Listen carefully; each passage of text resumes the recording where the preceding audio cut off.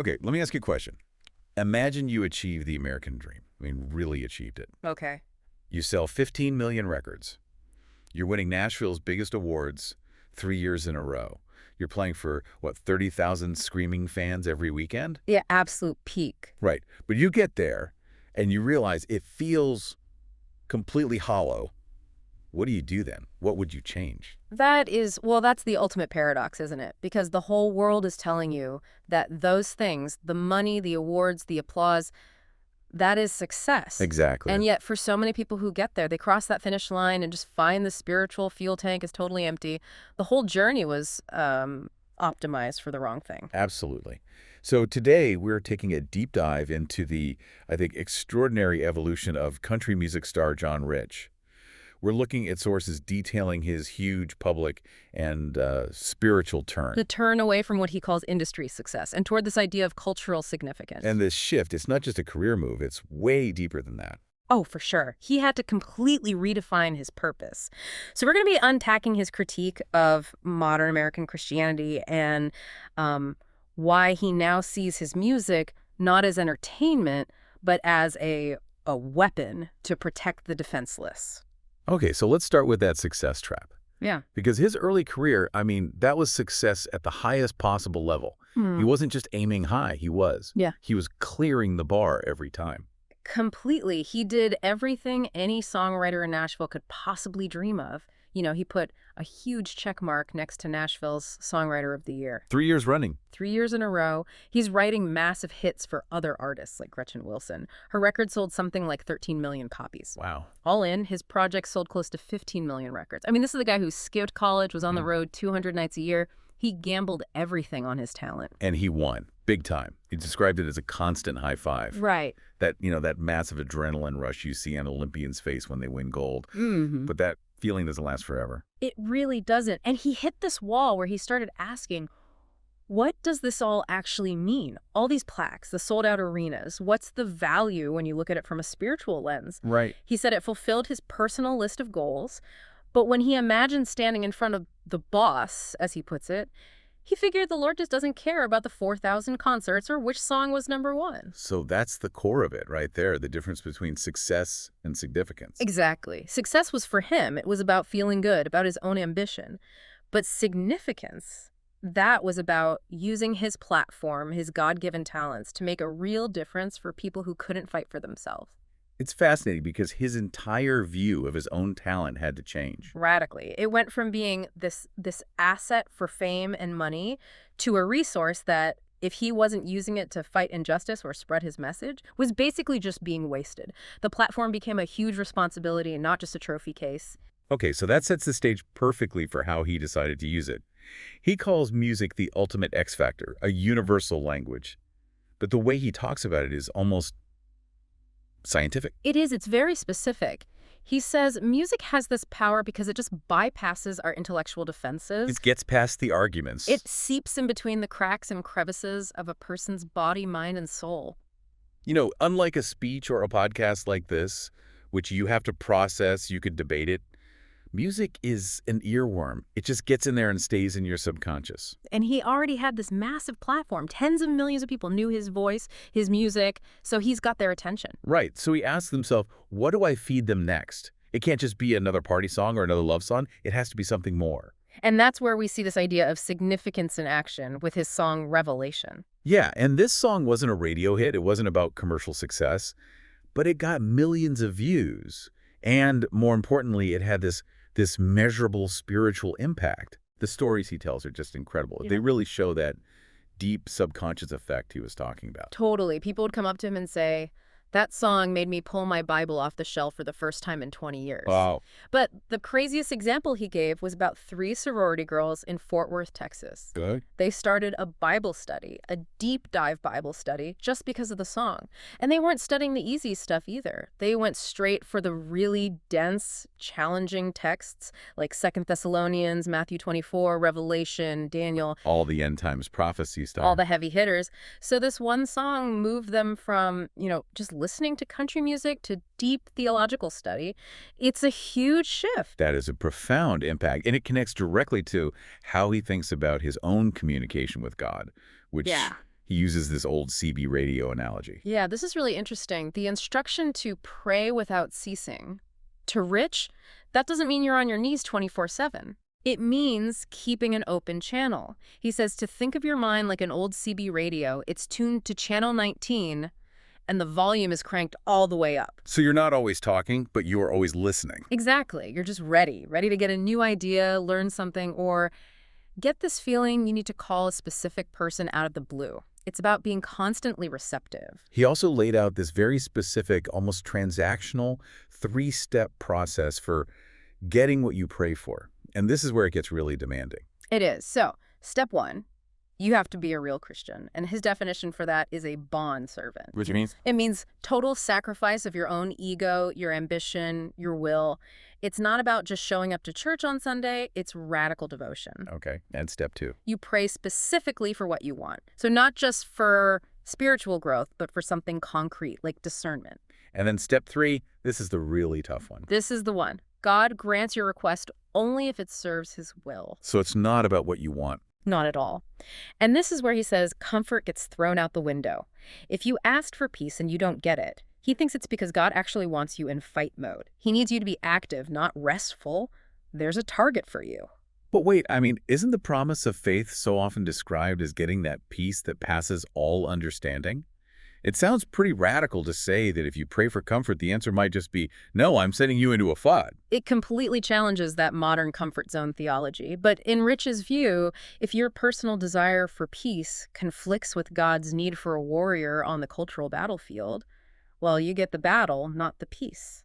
And this leads right into his really fierce critique of modern American Christianity. Yeah, and Right. he does not hold back. He basically suggests that because Christians in America have never faced real persecution, not like in Syria or North Korea, they become weak, complacent. And he blames the ministries for that. He does. He argues that too many of them are just preaching, in his words, lukewarm pablum baby food.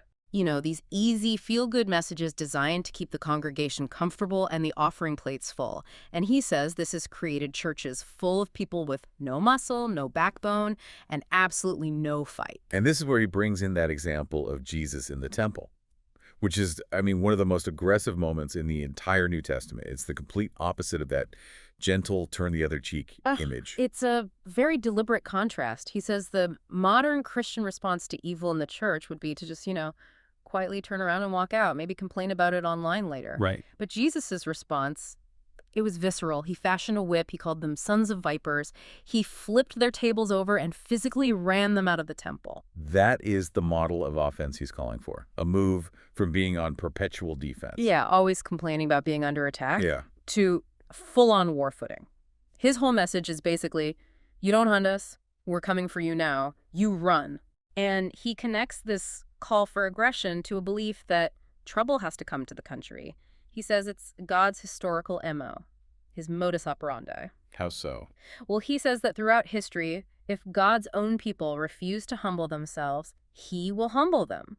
He points to that verse in 2 Chronicles about if my people humble themselves, and he's adamant that it's addressed to the people inside the church, not the wicked outside of it. So pain is a teacher. It's a necessary tool. That's the analogy. It's like parenting.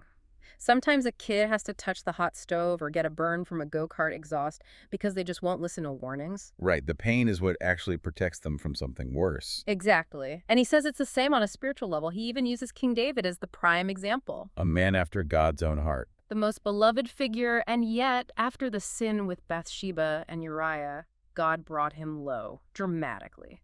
The death of his child. Rich says that's what happens when God's people get arrogant. He will humble the ones he loves the most to bring them back. And this idea of a national humbling, this war footing, it's all directed at what he sees as the main battleground, protecting the defenseless. Which brings us to the statistics he found on child exploitation in America. And these are just horrifying. They really are. The scope is sickening.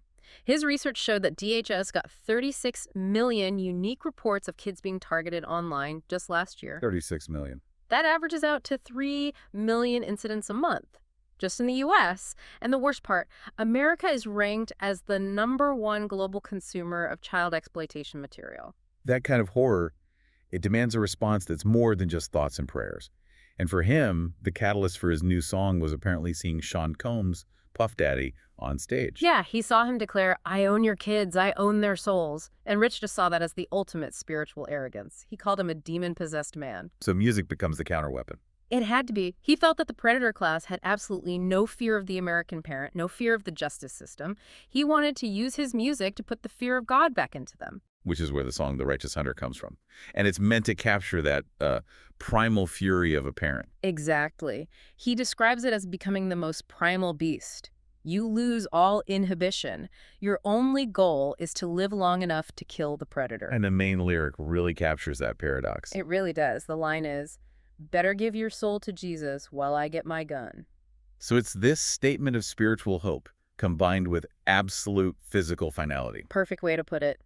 The parent hopes the predator repents, but they are simultaneously guaranteeing that predator's physical destruction if they don't stop. It's immediate righteous judgment. It's radical. But he didn't just stop at the emotional response, did he? He also talked about real-world solutions from his talks with DHS and Tim Tebow's organization. He did. He pointed out this massive operational gap. Right now, less than 1% of trafficked kids are ever returned. Less than 1%. That's awful. To get that number to just 50% would take an army of 20,000 professionals, costing about $1 to $2 billion a year. And his question is, why isn't Congress prioritizing this when the cost is, relatively speaking, not that high? And he ties this all back to that need for a national humbling. He explicitly connects this spiritual darkness to the 63 million abortions since 1973. Yeah, he basically asks the listener, how long do you think God is going to let the country get away with that? He sees it as something that fundamentally changes the spiritual destiny of a nation. It frames this whole fight as the ultimate test of the country's spiritual character. And it goes back to his main point. If God's people don't engage, the enemy wins by default. Okay, let's shift to a point that caused a lot of theological debate after one of his interviews, his really strong critique of dispensationalism. Right. And for you, the listener, dispensationalism is it's a very common belief in many American churches. It's the idea that true Christians will be raptured, taken out of the world before the worst of the tribulation, before the Antichrist, before the mark of the beast. So why does he see that as a dangerous belief? Because if you truly believe you're going to be gone before things get really bad, you won't prepare for a fight. You won't be looking for the sign. Exactly. You won't recognize the Antichrist or the mark of the beast when they show up, and you become vulnerable to what he calls the great deception. He insists Jesus was clear about the difficult things that would happen before his return, things believers would have to endure. And he made the point that the technology needed for this end-time scenario. Yeah. So it's not science fiction anymore. Not at all. His own father used to wonder how every human being on the earth could possibly be monitored, which is a requirement for the mark of the beast. But now, with AI, global digital systems, that technology exists. The only thing missing is the will to use it globally. Finally, he talked about his discomfort with human efforts to try and force the end times. Specifically, groups raising money to rebuild the Third Temple in Jerusalem. Yeah, his core issue with that is humans trying to usurp God's authority. He believes humans don't get to decide God's timeline. The proper approach, in his view, is obedience and readiness, not trying to trigger prophecy on a human schedule. So when you put this all together, what does this transformation really mean for you, the listener? Yeah. John Rich's journey, it's this really fascinating, if radical, path from a comfortable personal success to full-on engagement in these really difficult cultural battles. And it's a choice he's made knowing it comes with death threats and losing part of his professional fan base. He's consciously traded the safety of the music industry for the role of a righteous hunter. He's using his influence as an offensive weapon in what he sees as a very real spiritual war for the soul of the nation. And he leaves us with this one final thought that I think really pulls it all together. He said that the devil and his forces are so weak when faced with God's real people. Right. The only way the devil can possibly succeed is if the people who are supposed to be fighting won't engage. And when you think about those horrifying statistics on child exploitation and the clear need for action, it really raises a critical question, doesn't it? It does. What level of engagement actually constitutes that necessary righteous hunter response? And more importantly, what is the true cost of just standing aside when you have a platform, a talent, or even just a resource that could be used for something significant? It makes you think about how you can move past just personal comfort and how you can identify and maintain your own open channel, making sure you're ready for the fight, not just praying for peace.